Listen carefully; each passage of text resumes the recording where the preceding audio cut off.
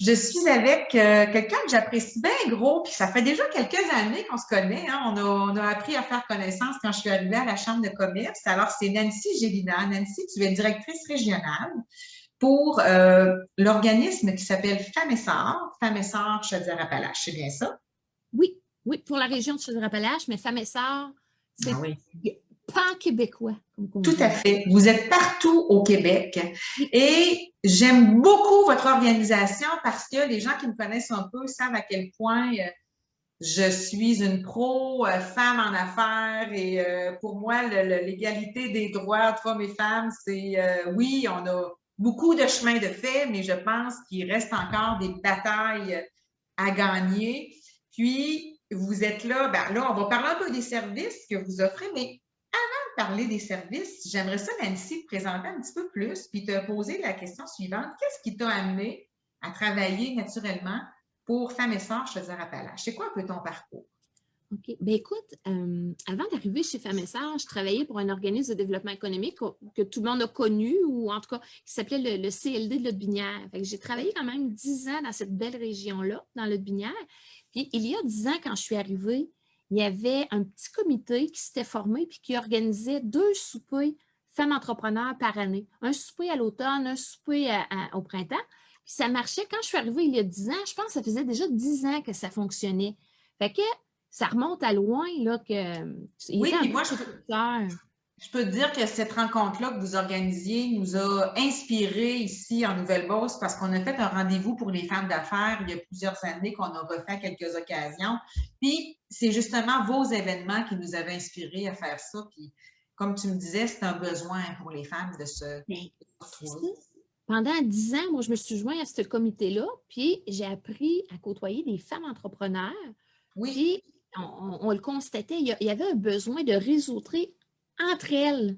Il y tout à avait fait. comme ça, c'était un besoin. Puis, on a reçu de très belles conférencières là, à travers les années. On a eu Anne Marcotte, Geneviève Evrel, Francine Ruel. Puis, on avait aussi, dans des moments un peu plus tranquilles, un peu, où est-ce qu'on avait un petit peu moins de budget, Ouais. là, on a eu, mais en fait, l'idée, c'était pas une question de budget non plus, mais c'était d'avoir des Des femmes témoignages, inspirantes. oui, de Parce que la région les même. femmes qui nous entourent, là, puis on le sait, tu le sais, hein, Nancy, on a reçu Lise Champagne au dîner de la Oh, femme là, il y a quelques semaines. Hey, vraiment, hey, vraiment. c'est incroyable comme histoire. Fait qu'on est entouré de femmes inspirantes comme ça, puis vous étiez capable justement de les mettre de l'avant, puis ça, c'était magnifique. Puis, et là, ma prochaine question, Nancy, c'est est-ce que tu vois des différences majeures entre les femmes entrepreneurs et les hommes entrepreneurs? Ben oui, oui, vraiment. Puis sans tomber dans le cliché gratuit, puis tout ça, là, puis sans dire que madame lave la vaisselle puis monsieur passe la tondeuse, Ouais. là, c'est pas cliché comme ça, mais il y a des études, c'est pas juste Nancy Gélina qui le dit, il y a des études qui ont démontré qu'il y a des comportements qui sont un peu plus femmes entrepreneurs, puis il y a d'autres Oui. comportements qui c'est plus hommes entrepreneurs. Puis, mettons, je m'en étais nommé quelques-uns sur ma feuille, là, mais Oui. euh, la, la, la, la, le rapport à l'emprunt ou à l'endettement. Oui. Ça, moi, je l'ai remarqué depuis, ça fait 3 ans que je suis femme et sœur, là, puis je l'ai remarqué beaucoup. Souvent, la femme va hésiter à investir ou à emprunter. Elle va plutôt se servir de son bas de laine, puis en se faisant comme un plan B, puis dire, ben, écoute, quand Tout à ça sera le fait. temps, j'irai voir mon banquier. Tandis que l'homme, il est plus typique dans le sens de dire, ben, j'ai un 50 000 de bas de laine, je vais aller voir mon banquier, m'en chercher 100 autres. Fait que ça va me faire un 150 000 de budget pour mon projet. Tu sais. Les deux sont bons, par exemple. Oui, oui, mais C'est différent. quand la femme entrepreneur a épuisé son bas de laine, c'est qu'on n'a plus d'effet de Oui, levier pour ça, aller t'as raison. chercher du financement. Fait que, oui ou non, tu sais, c'est Oui, bon, t'as c'est raison. correct. Mais des fois, ça prend un petit bas de laine pour en créer un autre, comme tu le disais tantôt. Ben voilà. Fait que ça, c'est typique. Puis ça, je l'ai constaté. À travers mes 3 dernières années, c'est quelque chose qui n'arrive pas tous les jours, mais c'est quelque chose qui était récurrent. Là, Le rapport au succès aussi est différent. Hein? Un homme va, parle-moi-en donc, c'est toi qui m'en parlais de ça, je trouvais ça ben, vraiment intéressant. ouais, c'est comment les femmes entrepreneurs définissent leur succès. Quand on leur demande, avez-vous réussi? Qu'est-ce qui fait que vous avez réussi? Elles nommeront pas le profit en premier et dire Ouais, j'ai fait de l'argent. C'est pas ça. Elles vont plutôt dire mes clients sont satisfaits.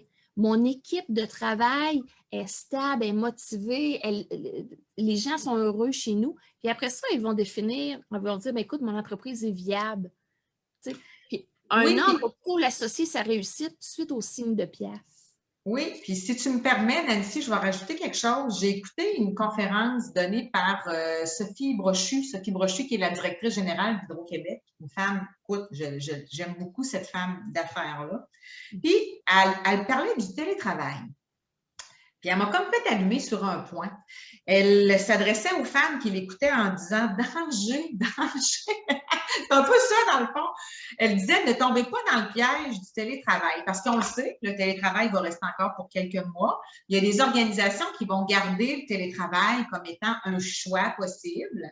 Et elle disait que naturellement, les femmes vont probablement choisir de continuer à garder le télétravail parce que, bon, naturellement, quelquefois, ça peut être plus facile par rapport à l'entretien de la maison, des fois avec les enfants qui reviennent de la garderie, mais elle dit, écoutez, là, les décisions, là, les grandes décisions en affaires, ils vont se prendre au bureau.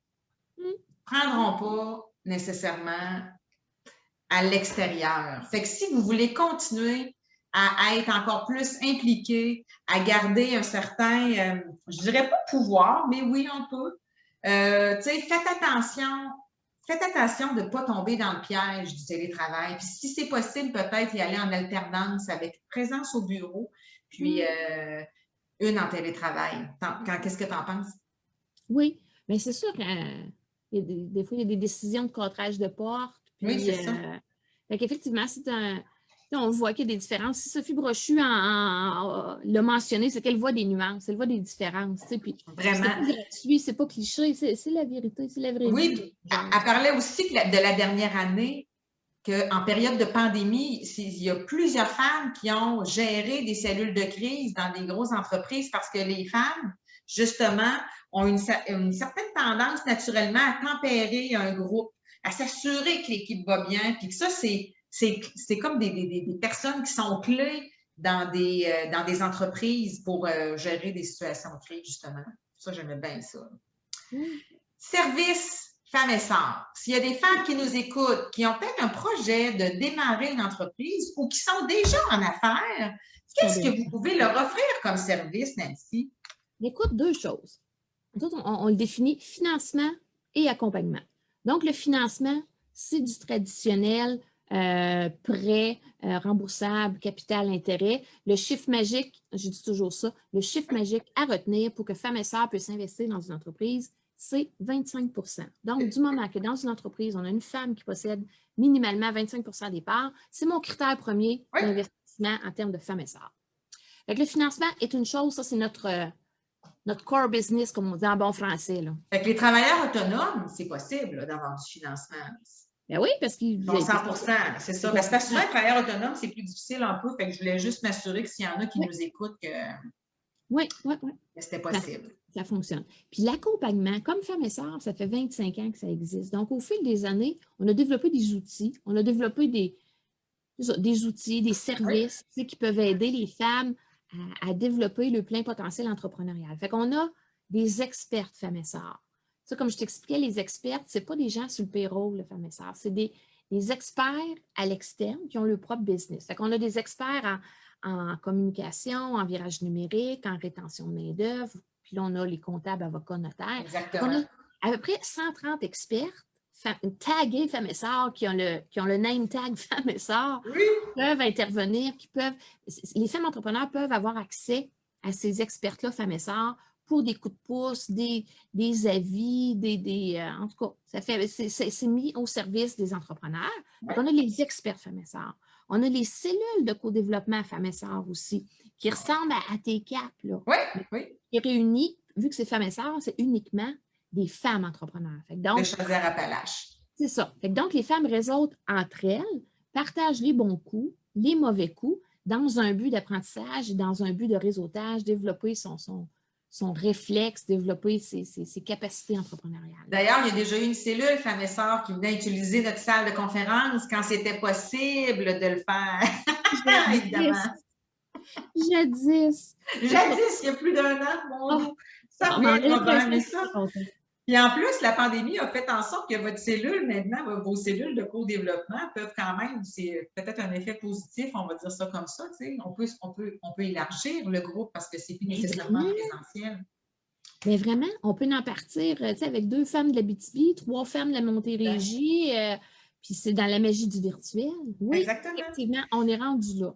Vous avez du mentorat aussi, hein, je pense? Mais mentorat, je te dirais qu'on sous-traite beaucoup avec mentorat, je te dirais. C'est-à-dire appellage économique. Ben Oui, oui. oui. Les gars, Ben ils oui, sont c'est déjà sûr. là. Fait qu'on a Oui, 2 partenariats avec eux de référencement, si tu veux. Là. oui. On a les bootcamps, on a des formations, des webinaires, des ateliers conseils. Puis je voulais te mettre encore 2 points, en fait. Ah oui. Notre dernier bébé tout chaud, à Ouais. peine sorti des presses, en fait, c'est la revue Coup de pouce, un partenariat Femmes et Sœurs Coup de pouce. C'est la 2e année qu'on le fait. C'est 100 femmes, 100 entrepreneurs qui changent le monde. Wow. Rien Oui. de moins. Puis on l'a vraiment axé sur des entrepreneurs qui ont un souci d'avoir des actions éco-responsables, avoir un souci de Ah ouais. Un développement. souci de l'environnement, Oui, l'éco-responsabilité. Super. oui, Vraiment. c'est 100 femmes, 100 portraits de femmes. Puis on a même, j'avais mis mon petit post-it là-dessus. Isabelle, hein? Mais- Isabelle Leblanc. oui, bien, tu vois. J'ai Isabelle Ouais. Hébert qui a fait un petit mémo d'ouverture également. Là, Isabelle qui travaille à l'école À l'école d'entrepreneurship de la Beauce. on dit toujours EEB, là. Oui, exactement. Et là, vous avez un gros happening qui s'en vient parce que vous êtes renommé aussi pour votre fameux colloque Femmes et Sœurs. Il y en avait en vrai, évidemment, avant, mais là, vous allez en avoir un qui est virtuel début Oui, juin. C'est bien ça? oui, la date officielle, et là, c'est un scoop ici aujourd'hui avec toi, Nancy. C'est un scoop, pour personne qui le sait, c'est le 1er juin. La vraie date, c'est le 1er juin. On fait un événement entrepreneurial du printemps. On en a fait un à l'automne dernier. On en fait un au printemps 1er juin. Ça remplace, comme tu dis, les colloques où est-ce qu'il y avait 300-400 personnes qui venaient. Tu vois, le dernier colloque qu'on avait fait, c'était en février 2019. On avait fait ça à Québec. On faisait alternance Québec-Lévis, Oui. Lévis-Québec. Oui. Fait que ça date déjà de février 2019. Mais là, ça devient du virtuel, puis ça devient du provincial. Oui. Donc, le 1er juin, mettez ça à votre agenda. Les billets vont être en vente mi-avril, fin avril, dans ce coin-là. Fait que abonnez-vous à l'infolettre de Femmes et Sœurs. Puis allez voir aussi la page Facebook de Femmes et Sœurs, Chaudière Appalaches, que je pourrais partager tantôt. Puis en plus, ça va être animé par Isabelle Racicot. Oui, oui, c'est elle qui avait animé à l'automne. Puis écoute, on l'a tellement aimé qu'on a dit Oui, bon. c'est tellement une belle personne en plus. Oui. Hey, écoute, Nancy, on a-tu fait le tour pas mal ou j'oublie des choses? Oui. Non, je voulais te parler de ma revue, je voulais te parler de mon événement du 1er juin. Puis, et c'est ça, c'est de retenir Nancy Gélina, Femmes et Sœurs Chaudière-Appalaches, Puis, du financement, de l'accompagnement. C'est toute l'équipe qui est là. C'est pas juste Nancy qui est là, c'est toute l'équipe de Femmes et Sœurs qui est et on voit à quel point tu es quelqu'un de facile d'approche et très sympathique. Fait que si jamais il y a des femmes qui nous écoutent, j'ai partagé le lien de votre site web. Les gens vont facilement pouvoir avoir accès à ton courriel ou ton numéro de téléphone pour avoir un petit peu plus d'informations. Ben, un gros merci, Nancy. T'es tellement fine. Ça me fait Ça plaisir. passe vite. Oui, je sais, vous êtes un bon partenaire de la Chambre de commerce. Ça vaut la peine de faire valoir et de partager justement vos services pour nos femmes qui sont en affaires. Oui. Fait que là-dessus, oui, ben, merci. Fait que là-dessus, je te souhaite une belle soirée, Nancy. Merci. Salut. Bye. Bye.